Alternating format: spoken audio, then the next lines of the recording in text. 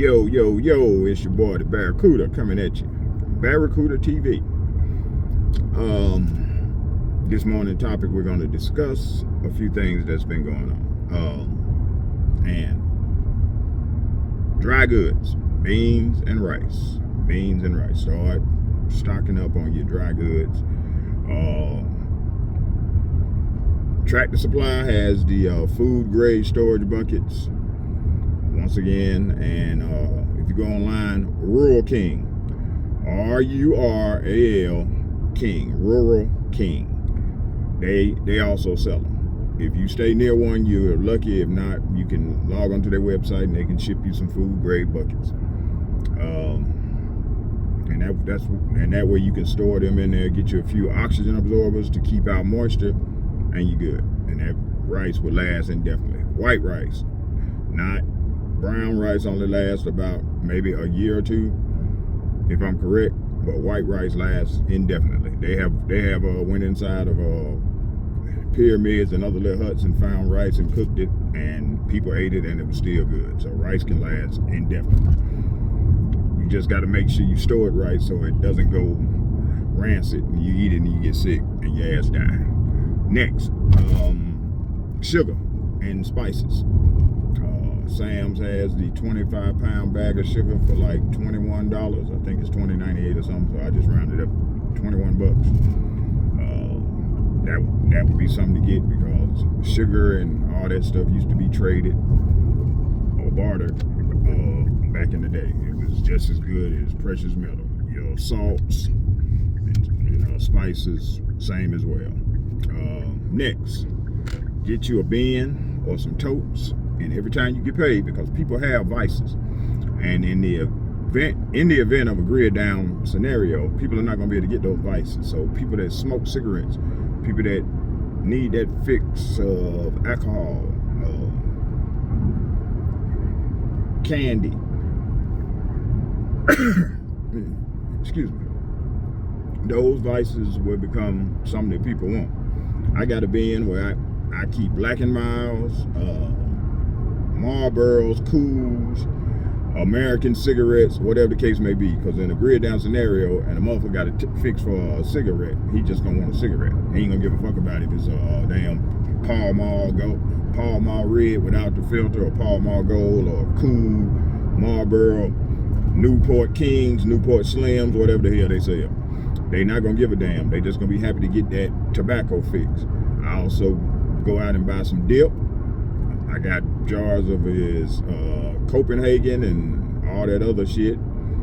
I got a few packs of chewing tobacco. I got a few packs of that. So with that being said, those are some of your vices, and I do have some cigars for the people I know that like cigars, because I could barter those off too.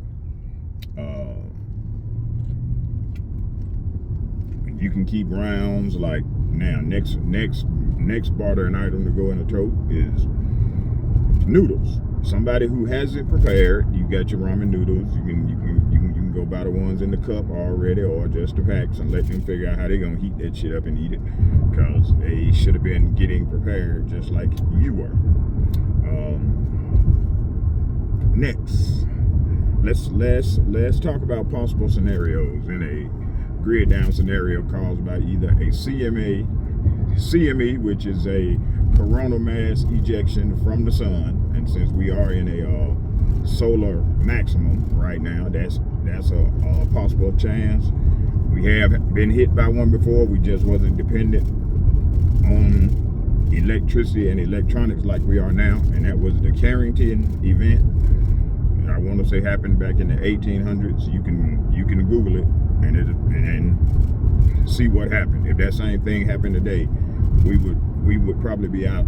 Power would probably be out for about a year or two, which they already make projections. If the power stayed out that long, 80% of the population would perish. Next, a EMP is an electromagnetic pulse. That happens in the event of a nuclear detonation. Now, If that happens, same thing. Power grid is already outdated, need to be upgraded. Power will be out probably about a year or two. And like I said, it's 80% of the people would already be dead. So they wouldn't even make it. So that's where your gas wouldn't be pumping. So whatever gas you got stored up would be the gas that would have to last you. So you should be looking into dual fuel generators, or either solar powered generators, and you got your battery bank so that you can alternate when you're running them. You can also go and get you one of those pumps from off of his Amazon with the hoses, so that you would be able to pump and extract gas that's in the ground at the gas station, since all of the gas pumps work off electricity anyway. And if the grid went down, they would probably work if they're hooked up to backup generators, but after that, that's it. Next, let's talk about water and sewage. Okay, if the power goes out, the water treatment plants will be able to work for a while because they have backup generators. But once the generators are not working anymore, that raw sewage, you have to go outside to the street, and you have to have one of those tools, and you have to turn the water valve off to your house. If you do not turn off the water valve to your house, once the sewage system shuts down, that water is going to backflow into your pipes. So your toilet, your bathtub, all that stuff is going to come back up through those pipes, and you're going to have to get out of your house anyway, because you're not going to be able to live there. So now you're in a bug out situation that you did not want to be in. You're sleeping in a tent outside, or whatever the case may be. So you have to know how to, once that happens and you see that the power is not coming back on, the water has stopped flowing. Once you go and you turn on that spigot and that water is no longer coming out there, you need to make haste out there, turn the water off at the street, shut off that valve so that no more of that pressure is allowed to be in your line, so nothing back washes up through there. Now that comes to the 5-gallon buckets, or it's not 5-gallon buckets. You can order the toilet seat off of what you call it, and you and your family, that can be your outhouse. Rain catchment systems, I have to talk about that in another video where I can explain it more, but you need some of that. You need to set up one of those if you take showers or whatever. But they also have these big bath towels. They're actually moist towelettes, look like baby wipes, but they're giant, like a big towel, and they're called body towels. And you can use those to clean to take showers without water. They're waterless showers. They sell those on Amazon. I would invest in some baby wipes just in case of a grid down scenario, to clean the essential areas. Ladies need to stock up on feminine products, because if the trucks stop rolling and all that stuff, once the stores have been ravaged and looted, you're not going to be able to find those. And women will find out why the old saying used to be, she on the rag. Because back in the day, before feminine products was invented, women tore up a rag and put in their drawers, just to be real about it. You can say it crass, you can say it's crude, but that's what they used to do. They had to tear up a rag and put in their drawers, and that's where the saying come from. Oh yeah, she's on the rag. Yeah. So what else? More than likely, everybody should have a bicycle or bicycles for multiple family members, because if the grid went down, you wouldn't be driving, and if it was a electromagnetic pulse, you're not going to be driving anyway, because once all the circuitry in the cars burn out, cars fill in the expressway, sort of like on the what's that show, the Walking Dead, or I Am Legend, when cars and shit was just in the street. You're going to have to be able to maneuver around that. And even if you do have a vehicle that works, that makes you a target, because now when nobody hears a car that is running for a while, and now people are coming outside to see what that noise is, so that makes you a target if there are any marauders and other people out there. So bicycles would be a good way to already have. Get you a manual pump, get you a few tire patching kits, so that you can still get around in a grid down situation.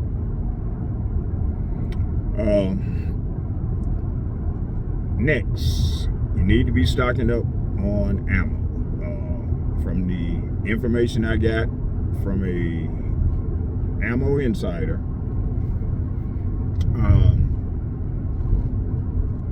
as this war kicks up overseas, they're going to stop producing. Most of the resources are going to be going toward the military.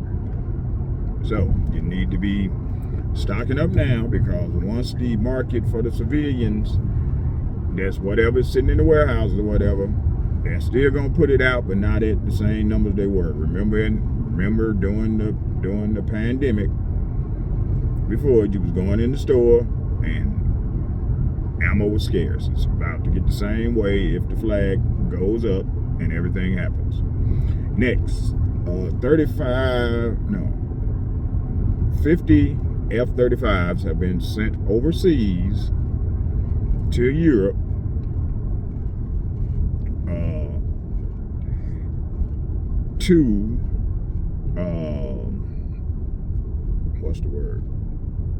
They have been sent overseas to Europe to combat, to help in the Ukraine. Those ones can launch nuclear weapons too. So with that being said, people need to you need to be really on high alert for nuclear war, whether they're tactical nukes or it's going to be the intercontinental ballistic weapons that's going to be used. Also, the United States has 3 stealth bombers over in Norway, and they have been doing hot refueling exercise.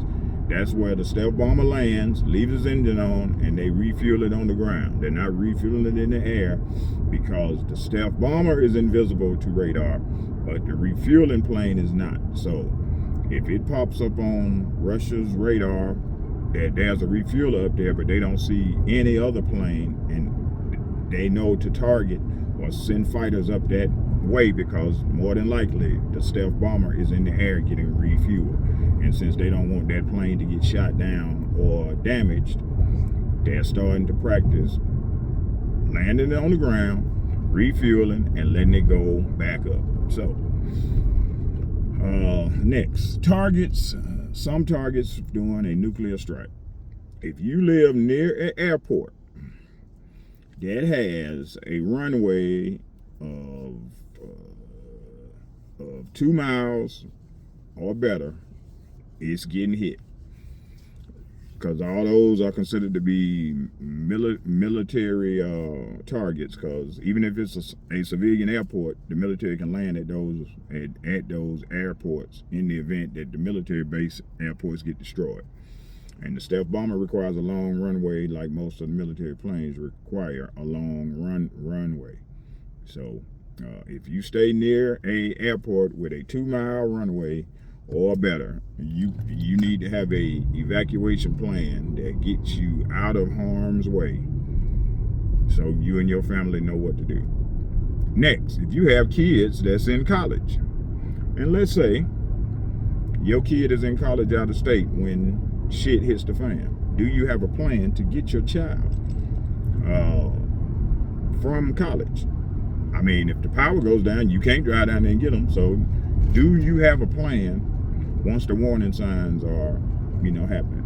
They say we're supposed to have a emergency test October the 4th. If your kids are out of town, I would see about being somewhere near them, or I would be, or hell, I might even tell them to come home, because nowadays, they can say I got to go home, and they can log in and take their classes online just to be safe, because there are no such things as military exercises, only World War III disguises. That's the saying that's going. So when they say, oh, incoming, this, that, and the third, run to your bunkers, even though we don't do civil defense anymore, but politicians will be taken care of. It'll be okay. They will come out of this unscathed, and all of y'all that's still living like me, they just gonna think they're gonna come out and everything's gonna be hunky-dory and we're gonna listen to them. No, we're not. But anyway, that's another video. But hey, this is your boy the Barracuda on the morning commute talk, and I just wanted to throw some stuff out there to get your head thinking about what you should be doing. All right, this your boy the Barracuda, and I'm out.